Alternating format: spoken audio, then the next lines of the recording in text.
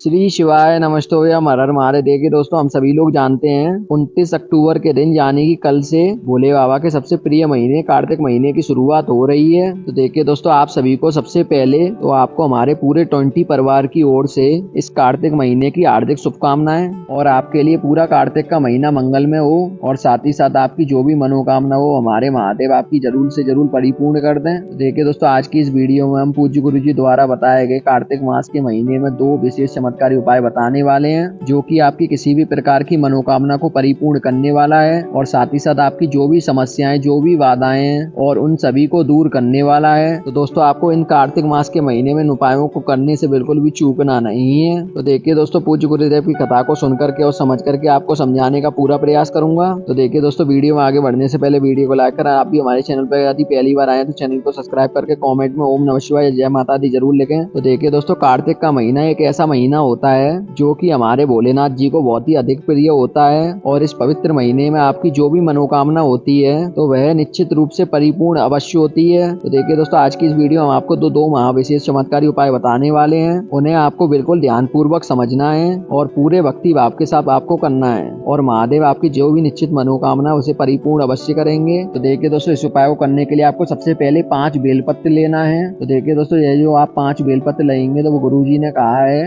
ये कहीं से भी खंडित नहीं होने चाहिए। इस बात का आपको विशेष करके ध्यान रखना है क्योंकि खंडित चीजें अर्पित करने से हमारे महादेव जी नाराज हो जाते हैं और क्रोधित हो जाते हैं। इसलिए आपको ध्यान रखना है ये 5 बेलपत्र कहीं से भी खंडित नहीं होनी चाहिए और साथ ही साथ आपको ध्यान रखना है बेलपत्र की जो अंत में गांठ होती है उसको भी आपको हटा देना है। तो देखिए दोस्तों, गुरु जी ने कहा अगर आपको बेलपत्र नहीं मिल पाती है शिवलिंग पे चढ़ी हुई बेलपत्र को पुनः शुद्ध जल से धो करके प्रयोग कर सकते हैं। तो इसीलिए दोस्तों, आपको सुंदर सी और प्यारी सी 5 बेलपत्र ले लेनी है और इसी के साथ में आपको तांबे के पात्र में अपने घर से शुद्ध जल लेना है। देखिए दोस्तों, जल है जो आपको अपने घर से ही लेना है, इस बात का आपको विशेष करके ध्यान रखना है। तो देखिए दोस्तों, अब इन सभी सामग्री को लेकर के आपको पहुंच जाना है भगवान शिव जी के मंदिर में। तो देखिए दोस्तों, पूज्य गुरु जी ने बताया कल से कार्तिक माह का प्रारंभ होने वाला है तो आप यह उपाय सुबह से लेकर शाम तक किसी भी समय कर सकते हैं क्योंकि कार्तिक मास के महीने में शिवलिंग के अंदर स्वयं भोलेनाथ आकर विराजमान हो जाते हैं। तो आप यह उपाय सुबह से लेकर शाम तक किसी भी समय कर सकते हैं। देखिए दोस्तों, आपके पास जो 5 बेलपत्र उसमें से आपको सबसे पहली बेलपत्र को आपको माता सुखसुंदरी वाले स्थान पर समर्पित कर देना है। देखिए दोस्तों, बेलपत्र की जो डंडी है वो आपको रखना है जलाधारी की ओर, जो बेलपत्र की पत्ती है वो आपको रखना है शिवलिंग की ओर। इस प्रकार से आपको माता सुखसुंदरी वाले स्थान पर पहली बेलपत्र को समर्पित कर देना है। देखिए दोस्तों, आपकी जो भी विशेष मनोकामना इस बेलपत्र को समर्पित करते समय उसे सोचते रहना है आपको। देखिए दोस्तों, अब आपके पास जो दूसरी बेलपत्र है उसको आपको माता कट्टी वाले भाग पर यानी कि माता पार्वती वाले स्थान पर यानी कि अष्टकमल पर आपको ये दूसरी बेलपत्र को समर्पित कर देना है। तो देखिए दोस्तों, यह बेलपत्र जो है आपको सीधा समर्पित करना है माता कटी वाले भाग पर। देखिए दोस्तों, जो बेलपत्र की अंतिम जो 2 पत्तियां होती हैं वो बेलपत्र वाले यानी कटी वाले भाग से स्पर्श होनी चाहिए, इस बात का आपको विशेष करके ध्यान रखना है। तो दोस्तों, इस प्रकार से आपको ये दूसरा बेलपत्र को समर्पित कर देना है। देखिए दोस्तों, अब आपके पास जो तीसरा बेलपत्र है उसको आपको भगवान शिव जी की शिवलिंग पर समर्पित कर देना है। जो डंडी वाला भाग रहेगा वो आपको जलाधारी की तरफ रखना है। इस प्रकार से आपको इस बेलपत्र को समर्पित कर देना है तीसरी वाली को और पति वाला भाग आपको शिवलिंग की तरफ रखना है। इस प्रकार से आपको समर्पित कर देना है। तो देखिए दोस्तों, अब जो चौथा बेलपत्र है आपको वो विशेष प्रकार से समर्पित करना है। तो देखिए दोस्तों, जब भी हम शिवलिंग पर कोई भी द्रव्य समर्पित करते हैं वह शिवलिंग से होकर के जलाधारी से बहता हुआ आता है। वह जो जल जिस स्थान पर गिरता है उसी स्थान पर आपको चौथी वाली बेलपत्र को समर्पित कर देना है। देखिए दोस्तों, गुरुजी ने कहा ये चौथा बेलपत्र आपको बिल्कुल सही तरीके से, बिल्कुल सटीक तरीके से उसी जगह पर जिस जगह हम बता रहे हैं उसी जगह आपको ये चौथा बेलपत्र को समर्पित करना है। देखिए दोस्तों, अंतिम आपके पास जो 5वां बेलपत्र है उसको आपको जो महादेव जी की प्रिय सवारी नंदी महाराज जी के पास में समर्पित करना है। तो देखिए दोस्तों, जो नंदी महाराज जी का जो पैर उठा हुआ होता है उस जो 5वां बेलपत्र आपको वहीं पर सीधा सीधा समर्पित कर देना है। तो दोस्तों, इस प्रकार से आपको ये 5 बेलपत्र 5 स्थानों पर अच्छी तरीके से समर्पित कर देना है। तो देखिए दोस्तों, 5 बेलपत्र को समर्पित करते समय आपके मन में जो भी विशेष आपकी मनोकामना उसको आपको अपने मन में सोचते रहना है, स्पर्श करते रहना है आपको उसी मनोकामना को। और दोस्तों, आपको भगवान भोलेनाथ से इन मनोकामनाओं को पूर्ण करने के लिए आपको भगवान भोलेनाथ जी से प्रार्थना कर लेनी है। तो देखिए दोस्तों, अंत में आपके पास जो 1 लोटा जल है वो आपको भगवान शिव जी की शिवलिंग पर समर्पित कर देना है। श्री शिवाय नमस्तुभ्यं इस मंत्र का लगातार जाप करते हुए आपको 1 लोटा जल भगवान शिव जी की शिवलिंग पर समर्पित कर देना है। तो देखिए दोस्तों, इस प्रकार से आपको ये कार्तिक मास का ये पहला चमत्कारी उपाय कर लेना है। चलिए अब दोस्तों हम बात कर लेते हैं कार्तिक मास में किए जाने वाले इस दूसरे विशेष चमत्कारी उपाय के बारे में। तो देखिए दोस्तों, यही उपाय आपकी सारी समस्याओं, सारी बाधाओं को दूर करने वाला है। तो देखिए दोस्तों, यही उपाय आपके जीवन में चल रही धन की समस्याओं को यह उपाय दूर करता है और साथ ही साथ आपके व्यापार में हो रही लगातार हानि को यह दूर करता है। साथ ही साथ आप किसी भी कार्य में बहुत ही अधिक मेहनत करते हैं लेकिन आपको उस कार्य में सफलता प्राप्त नहीं हो पा रही है, तब भी आपको यह चमत्कारी उपाय जरूर करना है। तो देखिए दोस्तों, इस उपाय को करने के लिए आपको सबसे पहले एक हरा मूंग का दाना लेना है। हरा मूंग का दाना कहीं से खंडित नहीं होना चाहिए। इस बात का आपको विशेष करके ध्यान रखना है, क्योंकि दोस्तों पूज्य गुरुजी ने बताया कोई भी खंडित चीजें हम महादेव जी के स्पर्श समर्पित नहीं कर सकते हैं। इस बात का आपको विशेष ध्यान रखना है। और दोस्तों साथ में आपको एक चावल का दाना यानी कि अक्षत का दाना लेना है। और दोस्तों साथ में आपको एक बेलपत्र लेना है। बेलपत्र भी कहीं से खंडित नहीं होनी चाहिए। इस बात का भी आपको विशेष करके ध्यान रखना है। और दोस्तों साथ में आपको एक तांबे के पात्र के अंदर अपने घर से शुद्ध जल ले लेना है और इन सभी सामग्री को लेकर के आपको पहुंच जाना है भगवान शिव जी के मंदिर में। देखिए दोस्तों यह उपाय भी आप कार्तिक मास के महीने में किसी भी दिन कर सकते हैं। सुबह से लेकर शाम तक जब भी आपको समय मिलता है तब आप यह उपाय को कर सकते हैं। तो देखिए दोस्तों आपके पास जो एक हरा मुंह का दाना है आपको उसको अपने सीधे हाथ में लेना है और आपके जीवन में चल रही समस्याओं को और आपके बच्चों को बुद्धि ज्ञान और विवेक की प्राप्ति के लिए आपको यह हरा मुंह का दाना भगवान शिव जी के शिवलिंग पर धीरे धीरे समर्पित कर देना है। तो दोस्तों अब आपके पास जो एक अक्षत का दाना है उसको भी आपको अपने सीधे हाथ में रखना है और आपके जीवन में जो भी समस्या उनको महादेव जी से दूर करने के लिए आपको प्रार्थना कर लेनी है। और यह चावल का दाना भी आपको भगवान शिव जी की शिवलिंग पर अर्पित कर देना है। और अंत में दोस्तों आपके पास जो एक बेलपत्र बचा है उसको भी आपको भगवान शिव जी की शिवलिंग पर समर्पित कर देना है। तो दोस्तों बेलपत्र की जो डंडी है वो आपको जलाधारी की तरफ रखना है, जो पति वाला भाग है वो आपको शिवलिंग की तरफ रखना है। इस प्रकार से आपको इस बेलपत्र को भी समर्पित कर देना है। देखिए दोस्तों अब आपके पास जो एक लोटा जल है उसको भी आपको भगवान शिव जी की शिवलिंग पर समर्पित कर देना है। धीरे धीरे श्री शिवाय नमस्तुभ्यं इस मंत्र का लगातार जाप करते हुए। तो देखिए दोस्तों जल को समर्पित करने के बाद आपको शिवलिंग के सामने बैठ करके 2 मिनट प्रार्थना कर लेनी है। चाहे आपके जीवन में धन की समस्या चल रही हो, चाहे आपके व्यापार में लगातार आपको हानि हो रही हो, चाहे आपको किसी